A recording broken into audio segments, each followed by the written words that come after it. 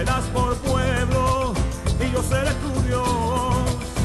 Y volverán y cantarán, se alegrará el desierto y la soledad. Y volverán y cantarán, porque el reino todo será de Adonai. Y ahora Fuego Santo en Israel con la apóstol Dominica Biermann.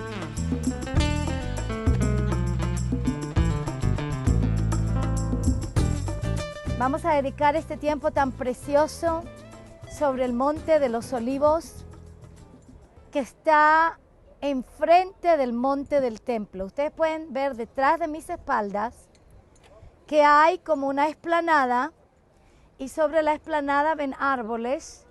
Ven ahí también un monumento que parece como una mezquita dorada, ¿verdad? Ven otro más que parece como si fuera una mezquita más negra o plateada, ¿ya? Toda esa área que ustedes ven detrás de mis espaldas se llama el Monte del Templo. El Monte del Templo. ¿Por qué? Porque en el tiempo del rey Salomón era cuando estaba allí el primer templo. Más tarde, después que el primer templo es destruido, entonces tenemos un exilio, el pueblo de Israel, durante el siglo VI, antes de la venida del Mesías, es exiliado a Babilonia. 70 años más tarde, ¿se acordará usted de Daniel? Cuando Daniel dijo a Yahvé, ya han pasado 70 años. Tú nos prometiste que después de 70 años nos vas a retornar a la tierra. Y 70 años más tarde, entonces se levanta un sacerdote de la familia de los sacerdotes. ¿Cómo se llama la tribu de la familia de los sacerdotes? La tribu de Leví, y dentro de la tribu de Leví está la familia sacerdotal de Cohen. ¿Han escuchado el nombre Cohen? Esa es la familia, esa no es solamente un apellido, esa es una familia sacerdotal de Cohen. Ellos estaban a cargo del lugar santo, del lugar santísimo y de los sacrificios en el templo. Los levitas, el resto de la familia, se ocupaba del mantenimiento del templo, de guardarlo, de hacer la música en el templo. O sea, no eran solamente músicos, sino que ellos eran guardianes de puertas. ¿Para qué? Para que no cualquier persona pudiera entrar al precinto santo. Ellos también eran mantenedores. ¿Qué significa mantenedores? Cuidaban, pero ¿qué más hacían? Reparaban, aseaban, barrían, limpiaban. Usted imagínese que en el templo de Yahvé, ya construido por el rey Salomón, habían miles y miles y miles de sacrificios que iban sobre el altar todos los años. Solamente en Sucot, en la fiesta de los tabernáculos, todos los días de los 7 días de la fiesta, habían cantidades de sacrificios. O sea que aquí en el área del monte del templo y para abajo, en las escaleras, porque habían escaleras para subir al monte del templo, habían entradas, corría la sangre, chorreaba la sangre de los animales puros. Yo quiero que se trate de imaginar, por favor, porque hoy en día nosotros lo tenemos todo muy higiénico. Entonces pensamos, bueno, nuestro Señor Salvador, que dio su sangre por nosotros, todo muy lindo, muy higiénico. No, no, no, no, no. Este es un asunto bien sangriento. Entonces, antes que llegue Yeshua, miles de esos animales puros eran puestos sobre el altar, degollados en una forma de acuerdo a la ordenanza de la Torá, de cómo se degollan los animales para que no quede ningún tipo de sangre dentro del animal y toda la sangre salga para afuera. Hoy en día nosotros llamamos eso el degollar a los animales en forma kosher, en forma kasher. Quiere decir que se le corta en la yugular para que toda la sangre salga fuera del animal, y porque era prohibido comer sangre, no era, es. Métete a Levíticos 17, por ejemplo, cuando en el versículo 10 la palabra nos dice que es prohibido comer la sangre. 9, 10, 11, la palabra nos dice que es prohibido comer la sangre y la grosura.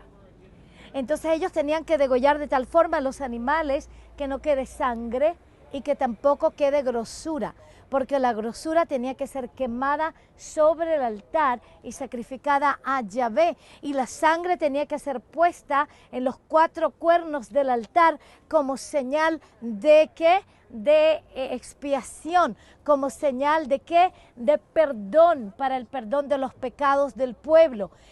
No solamente en el día del perdón o en Yom HaKippurim, sino que la sangre tenía que ser derramada por muchas diferentes razones, para reconciliación. Por ejemplo, hay un particular sacrificio que se llama el sacrificio de los shlamim.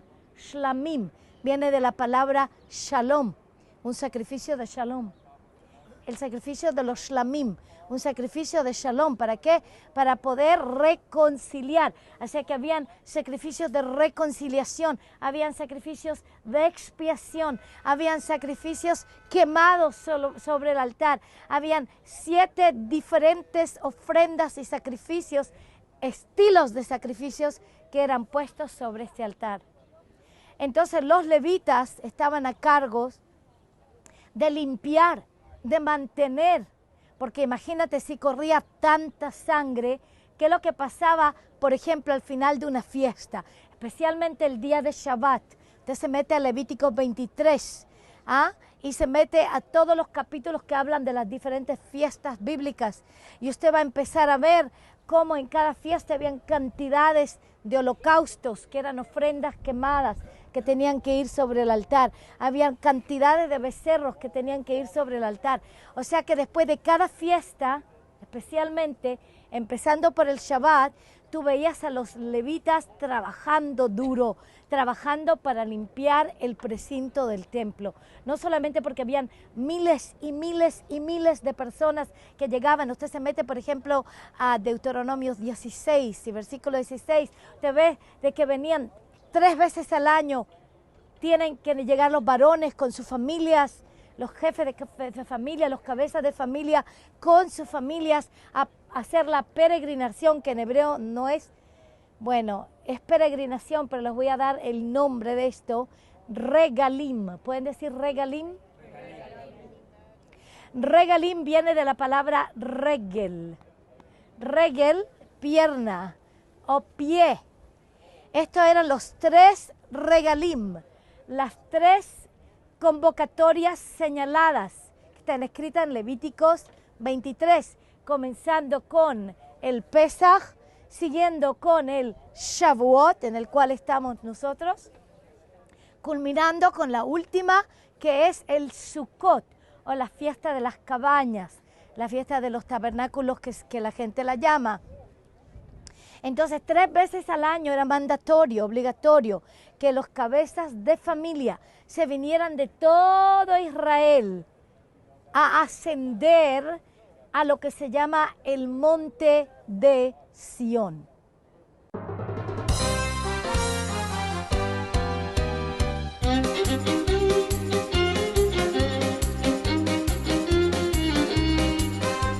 El tour me ha causado un impacto grande en mi vida. Me voy llena de curiosidad, de ganas de volver. He tenido una enseñanza práctica, lugar por lugar, los días que hemos pasado aquí en Israel. Lo que más me impactó de este tour es el lugar de Mar de Galilea, porque yo tenía un concepto como océano cuando estudiaba la Biblia. Entonces cuando vi con más claridad Eso me impactó. Imaginaba que Yeshua estuvo por ahí. Les invito al tour, que vengan, que es muy bonito, que cambia vidas. A mí me cambió.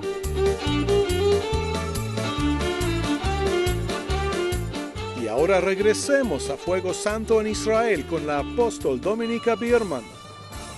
Cuando usted mira en la palabra monte de Sión, se refiere al monte del templo. Yo sé que ustedes entraron a la ciudad antigua de Jerusalén a través del monte de Sión, pero nosotros llamamos esa área la puerta de Sión o el monte de Sión, pero ese no es el monte de Sión bíblico. Ese es una parte de Jerusalén que está fuera de los muros, que hoy lo llamamos el monte de Sión.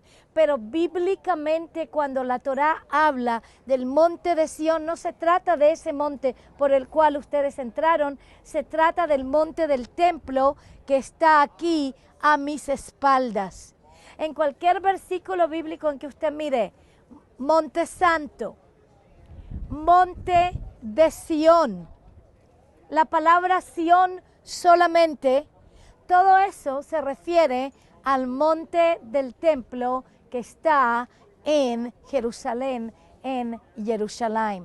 Cuando se habla de la era de Aravná el Jebusita, en donde el rey David hace un sacrificio para parar la plaga que cae sobre Israel, y que cae sobre Israel porque el rey David decidió contar la gente, hacer un censo. Y cuando él estaba haciendo esto, entonces su capitán y jefe de ejército le dijo: no lo hagas, porque estarás pecando en frente de Yahvé.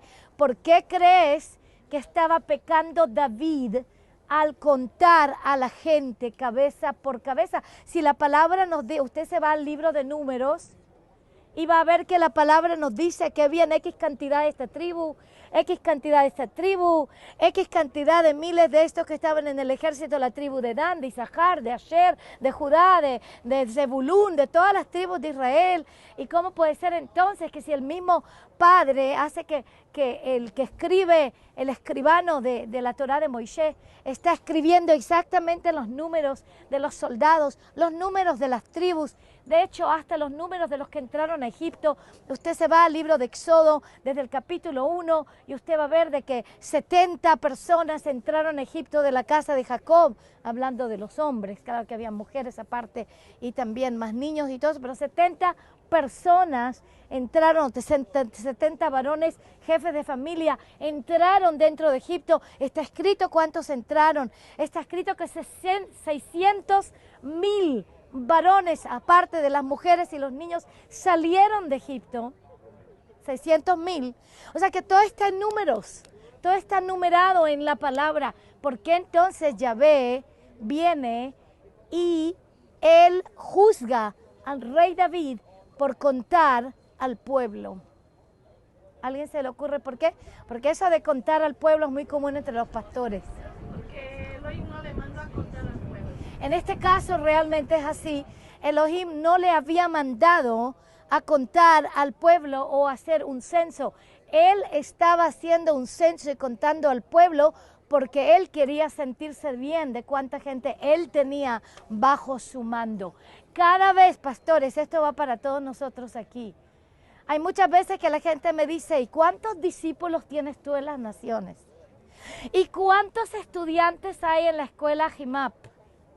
¿Y cuántos y cuántos? Generalmente yo le digo: no tengo la menor idea, y la verdad, yo ya no los cuento. Que los cuente Yahvé, él sabe exactamente cuántos hay en las naciones, porque ellos no me pertenecen a mí, ellos le pertenecen a Yahvé, y por lo tanto el que los tiene que contar es el gran pastor de las ovejas, y él va a contar a una de todas aquellas que le pertenecen a él. Yo lo que tengo que hacer no es contar las ovejas, sino enseñarles, disipularles, redarguirlas, corregirlas, animarlas, liberarlas, sanarlas. Ese es mi rol, ¿verdad? El rol del pastor El rol de los líderes no es contar cuánta gente tiene uno, porque aquí esto se ha transformado en un orgullo y una arrogancia ministerial, en el cual hay una competencia entre un pastor al otro pastor. ¿Y cuánta gente tienes tú? Yo tengo 1000. No, nosotros ya llevamos 20,000. Y te digo que esto sufre en juicio, porque igual que el rey David, cuando se dedicó a contar las ovejas, pastores, escúchenme lo que les voy a decir, no se les ocurre andar contando a su gente. Ahora, si el Espíritu Santo te dice, cuenta a la gente, entonces hazlo.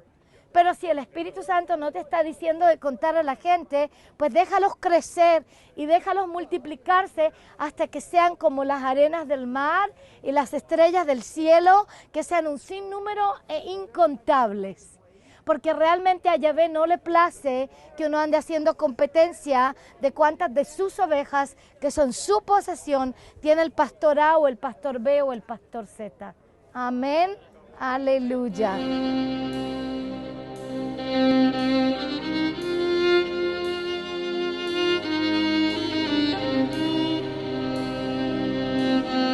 En esta tarde quiero compartirte sobre la importancia de estudiar una escuela que en realidad transforme tu vida. Yo estuve en un instituto bíblico y durante 35 años he predicado la palabra y la he estudiado. Sin embargo, cuando empecé a estudiar la escuela bíblica Ahimab, la escuela de avivamiento mundial del apóstol Dominica Biermann, en realidad vino a transformar mi mente, mi corazón. Se cayeron tantas enseñanzas malignas que vienen de la teología de reemplazo y pude ser liberado como pastor de un montón de enseñanzas que no te sirven para nada. Yo vengo a invitar a todas las personas que escuchen esto, que se inscriban, que busquen esta escuela en la dirección que seguramente estará en este video, porque transformará tu vida, transformará tu ministerio y estarás en la verdad. La palabra dice, y la verdad te hará libre.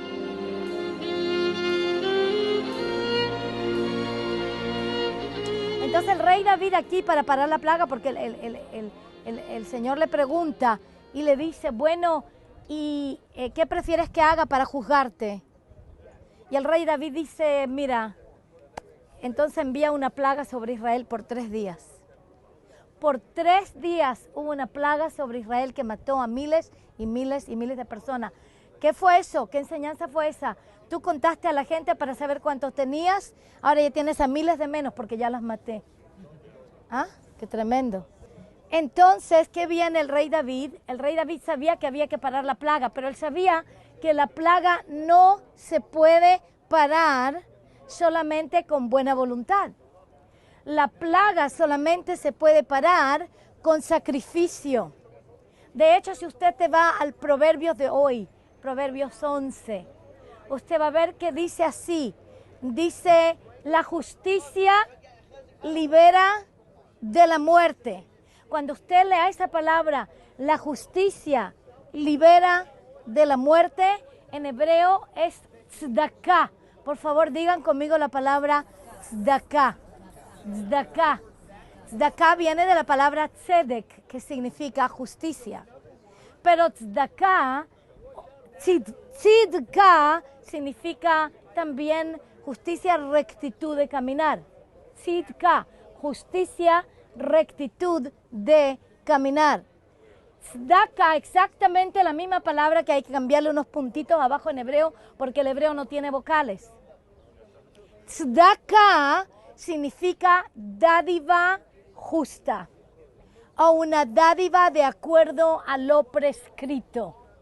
Entonces, básicamente es conocido en el pueblo judío de que en hebreo nosotros decimos tzedakah tatzil mimavet, que quiere decir la dádiva santa, la dádiva justa, la dádiva recta. Esa puede liberarnos de la muerte. ¡Qué tremendo! Uno piensa y dice, pero ¿cómo, padre, qué voy a pagar para ser liberado de la muerte? Bueno, yo no inventé la palabra, Solamente Él dice que la dádiva justa libera de la muerte. Ayer, por ejemplo, estuvimos hablando cuando el pastor César decidió pactar con la palabra que yo estaba diciendo y citamos Gálatas 6, del 6 al 8, en donde dice compartan toda cosa buena con aquellos que os enseñan la palabra, porque Yahvé no puede ser burlado, porque lo que uno siembra, uno cosechará. Si uno siembra la carne, de la carne cosechará corrupción. Si uno siembra al Espíritu, del Espíritu cosechará vida eterna. O sea que pueden ver que exactamente esta palabra que está escrita en los Proverbios, en donde dice que la dádiva justa o la dádiva santa libera de la muerte, está repetida en Gálatas, supuestamente el libro que habla en contra de la Torá.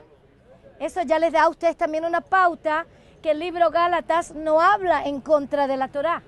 El libro Gálatas habla en contra de la religiosidad, no de la Torá.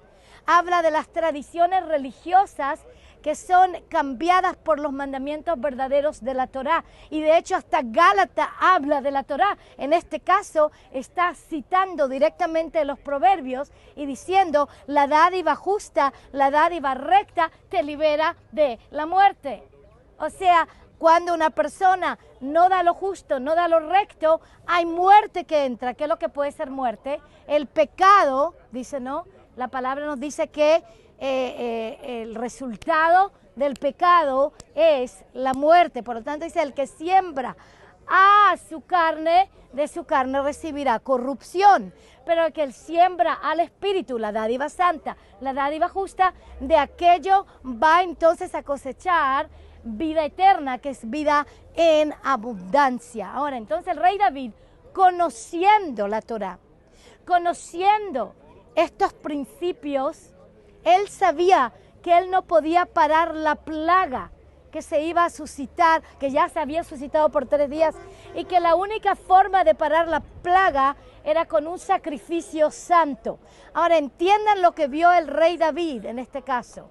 El rey David vio al ángel destructor parado sobre el monte del templo, que era el Ara de Arabná, el Jebusita, que es el monte del templo detrás mío. Vio al ángel destructor con una espada lista para destruir todo Jerusalén.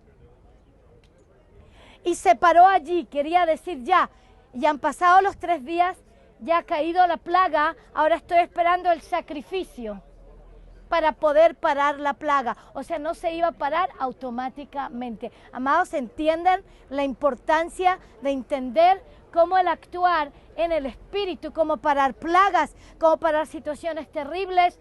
A veces no es suficiente solamente con decir, oh Padre, ayúdame, y te doy todo lo que yo tengo, Padre, aleluya. No porque Él necesita tu dinero, no porque Él necesita nada, sino porque quiere ver que realmente tú vas a obedecerle y le vas a dar todo lo que tú tienes.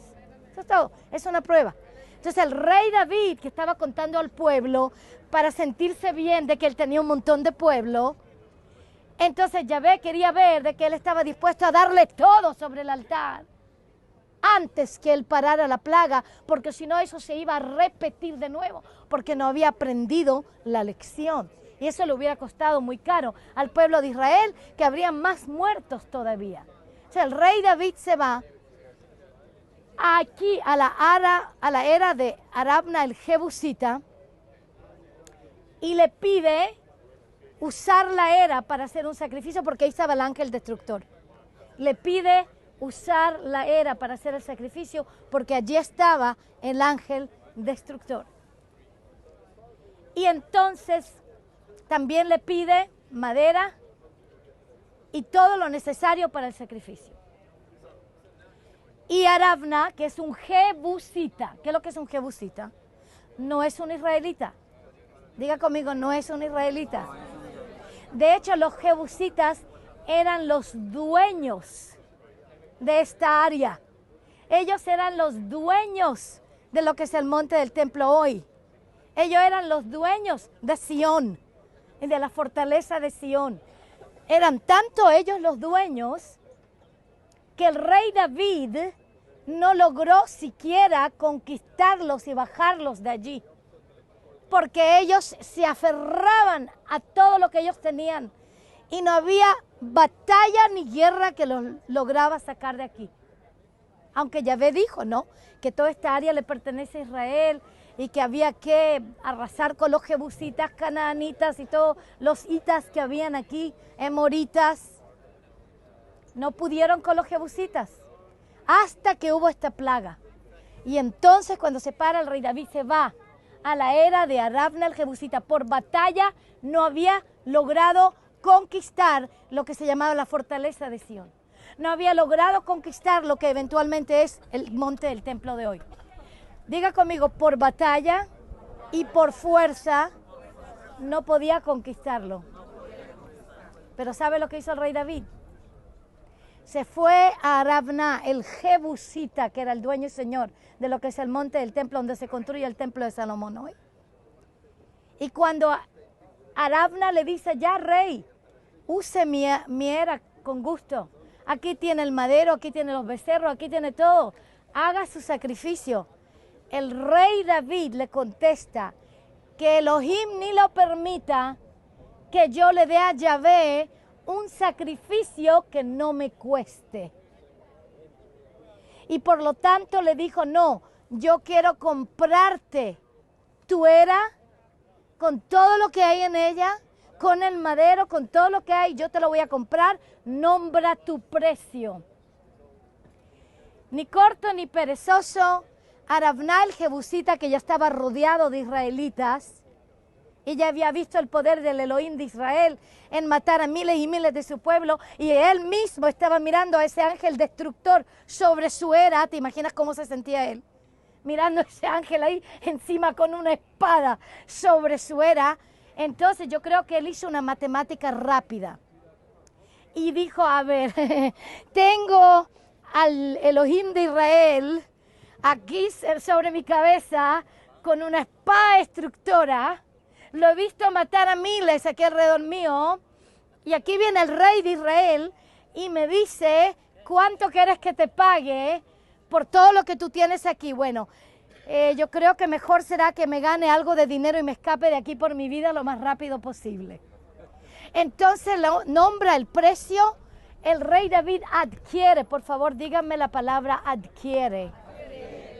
Con dinero, con lo que era la plata en su tiempo, que es plata. La plata en su tiempo no eran monedas de cobre, era plata, ¿ok?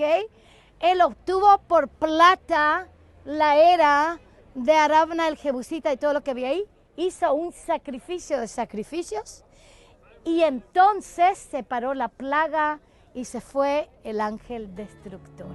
Este mensaje del apóstol Dominica Biermann continuará en el próximo programa de Fuego Santo en Israel. Y habitaréis la tierra que di a tus padres, y me serás por pueblo, y yo seré tu Dios.